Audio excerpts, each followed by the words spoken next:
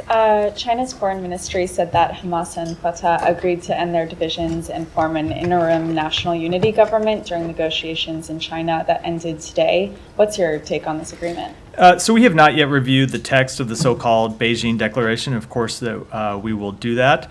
But as we have made clear for months, Hamas is a terrorist organization, something that we obviously made clear before October 7th. But when it comes to governance of Gaza at the end of the conflict, there can't be a role for a terrorist organization. Hamas has long been a terrorist organization. They have the blood of innocent civilians, both Israeli and Palestinian, on their hands. And so when you look at the post-conflict governance of Gaza, we do see, as we have made clear, we want to see the Palestinian Authority governing a unified Gaza and the West Bank, but no, we do not support a role for Hamas. Blinken is set to speak with Wang Yi in Laos. Will he raise this, and what's your evaluation of China's role in these talks? Is it helpful in trying to reach a ceasefire deal? So I don't have any, as I said, I don't want to pass judgment on this declaration that came out today beyond what I just said, because we haven't reviewed the full text.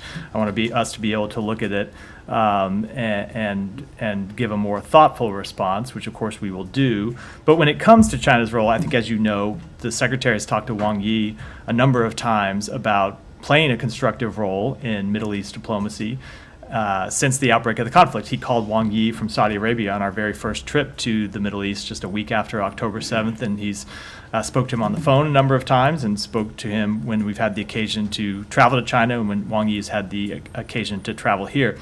And what we have generally encouraged China to do is to use their influence with countries in the region, especially countries with whom they have a relationship with where we don't, to discourage any escalation in the conflict. So, for example, Iran, which has continues to finance and support proxies that have launched attacks on Israel, or in the case of the Houthis, have launched attacks on commercial shipping. We have used China to use its influence to try to bring those attacks to an end, and we'll continue to do that.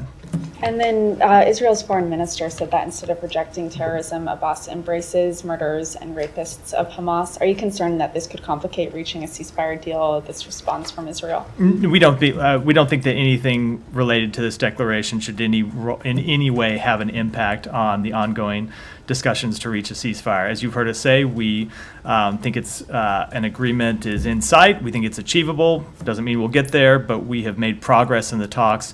And no, I don't think either this announcement or the reaction to it should play a role in making making a conclusion of those talks more difficult.